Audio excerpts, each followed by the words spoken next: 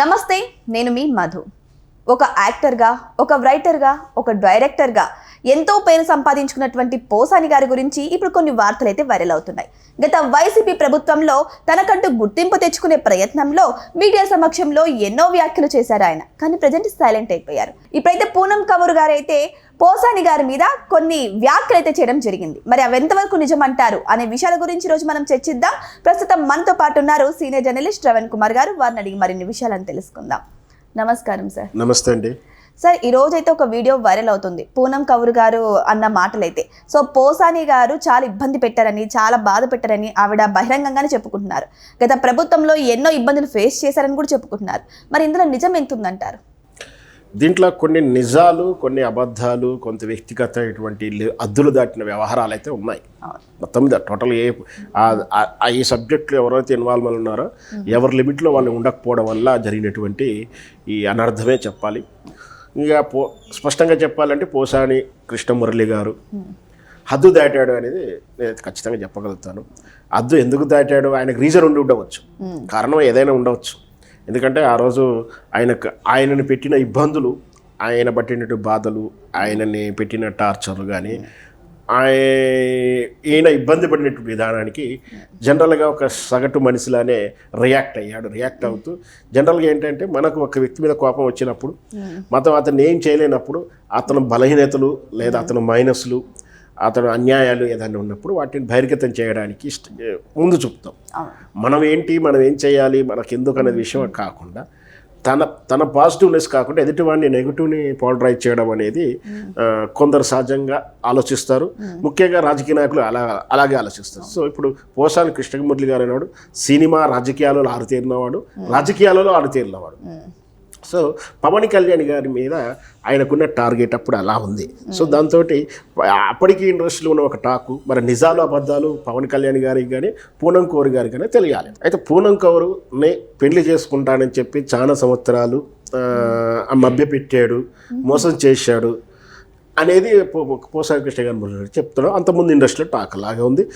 పూనం కౌర్ కూడా అప్పుడు అనగా అంత బలంగా ఇప్పుడు కూడా అపోజ్ చేసి చెప్పలేదు ఆమె. సో కానీ పూనం కౌర్ గారికి లేని ఇబ్బంది, పవన్ కళ్యాణ్ గారికి లేని ఇబ్బంది, ఈ అంశాన్ని పూనం కౌర్ తరపున పోసాని కృష్ణమురళి గారు థర్డ్ పర్సన్ లిమిట్ దాటి వాళ్ళిద్దరు వ్యక్తిగత విషయాల్లోకి ఈయన వచ్చేసి మాట్లాడడం, దాన్ని రసాభాస చేయడము, కౌంటర్ వేయడము, దానికి పోసాని కృష్ణమురళి గారు మాట్లాడిన మాటకు వాళ్ళు సపోర్ట్గా చేస్తూ ఒక రాజకీయ పార్టీ ప్రత్యేకంగా అంటే ఆయన ఆల్రెడీ వైఎస్ఆర్ పార్టీలో ఉన్నప్పుడు వాళ్ళు దాన్ని అండార్స్కి తీసుకొని వాళ్ళు సపోర్ట్ తీసుకొని అప్పుడు పవన్ కళ్యాణ్ ప్రాపకండం చేయడానికి, పవన్ కళ్యాణ్ బదనాం చేయడానికి ఉపయోగించుకున్నారు. ఇప్పుడు పూనం కౌర్ గారు ఏమంటున్నారంటే పోసాని కృష్ణమురళి ఎవరో నాకు అక్కర విషయంలో నన్ను లాక్కొచ్చాడు, బదనామయ్యాను నేను, ఆయన లాభపడ్డాడు, వైఎస్ఆర్ పార్టీ తరఫున ఆయన లాభపడ్డాడు, నేను బ్లేమ్ అయ్యాను, ఇట్లా పోసాని కృష్ణమురళి అంటారు నన్ను ఇట్లా దుర్వినియోగం చేసుకున్నారు అని చెప్పేసి పోసాని కృష్ణమురళి తిడతా ఉంది. నిజంగానే అదే వాస్తవం కదా. ఇప్పుడు ఈమెకేమైనా అన్యాయం జరిగితే ఆమె పోరాడాలి. పూనం కౌర్ గారు పోరాడి నాకు అన్యాయం జరిగింది లేకపోతే న్యాయం చేయండి అని అడగాలి. అడగట్లేదో అడుగుతుందో అని అవసరం. కానీ దాన్ని నువ్వు తీసుకుని రాజకీయంగా పవన్ కళ్యాణ్ అప్రతిష్ఠ చేయడానికి ప్రయత్నం చేసి వైఎస్ఆర్ పార్టీలో నీ స్థానాన్ని పెంచుకొని దాని ద్వారా వైఎస్ఆర్ పార్టీలోని కీలక పోస్టులు రావడాలు ఇవన్నీ చూస్తే నీ ఎదుగుదలకు పూనం కౌర్ని బలి చేసావు అని ఇప్పుడు పూనం కౌర్ బాధపడుతూ ఒక ప్రైవేట్ ఛానల్కి ఏదో దాంట్లో వ్యాఖ్యలు చేసినట్టుగా మనం చూస్తున్నాం. ఈ నిజంగా కూడా పూనం కౌర్ గారు మాట్లాడింది మాత్రం నేను మద్దతు ఇస్తాను. ఎందుకంటే ఆమెకి ఏమైనా నష్టం జరుగుంటే పవన్ కళ్యాణ్ ఆమె చూసుకుంటుంది.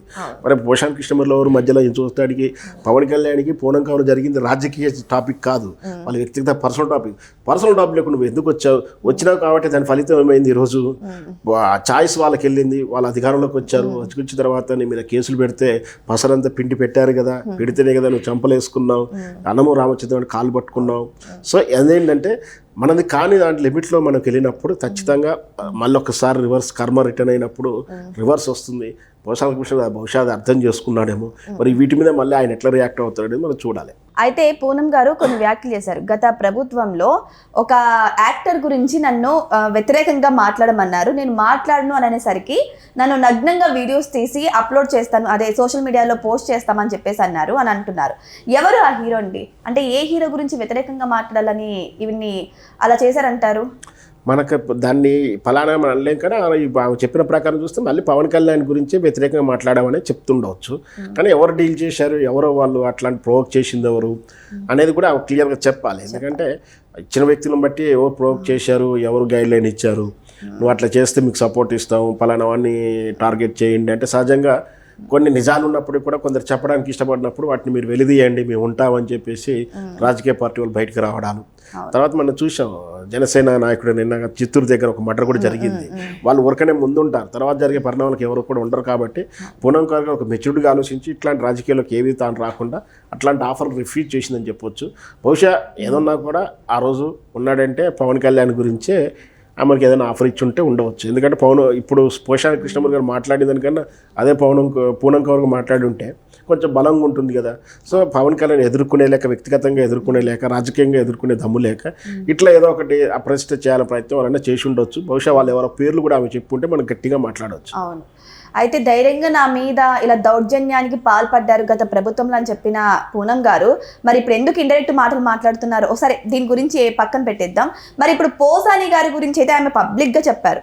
మరి ఇప్పుడు మళ్ళీ ఆయన మీద యాక్షన్ తీసుకునే అవకాశాలు ఉన్నాయంటారా? ఎటువంటి యాక్షన్ తీసుకుంటారు? ఎవరు తీసుకునే అవకాశం లేదు, ఆల్రెడీ అయిపోయినాయి. కేసులు పెట్టారు, కేసులు అయిపోయాయి. మొత్తం పసిండంతా పిండారు కాబట్టి చూసాం మనం.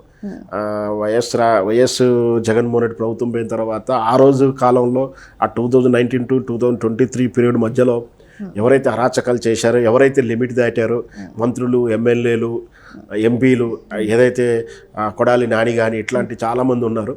వాళ్ళందరూ కూడా వ్యక్తిగతంగా టార్గెట్ పెట్టుకొని వాళ్ళు స్పష్టంగా ముందే చెప్పారు రెడ్ బుక్ అని చెప్పి. ఆ రెడ్ బుక్ ప్రకారం ఏం చేయాలో మ్యాక్సిమం అందరినీ హైలైట్గా ఉండేటువంటి, ఎవరు అగ్రెసివ్గా మాట్లాడినటువంటి పెద్ద పెద్ద లీడర్లు, పెద్ద పెద్ద ఇట్లా సినిమా నటులు అందరూ కూడా పిండారు కాబట్టి కొత్త కేసు ఏమి ఉండకపోవచ్చు. బహుశా చూద్దాం. మరి ఇంకా ఒకవేళ మళ్ళీ పోషాని కృష్ణమూర్తి గారు కూర దీనికి ఏమైనా కౌంటర్ ఇచ్చినప్పుడు రియాక్ట్ అవుతుంది, దాంట్లో లొసుగుని బట్టి కూడా మళ్ళీ కేసు అయ్యే అవకాశం ఉంది.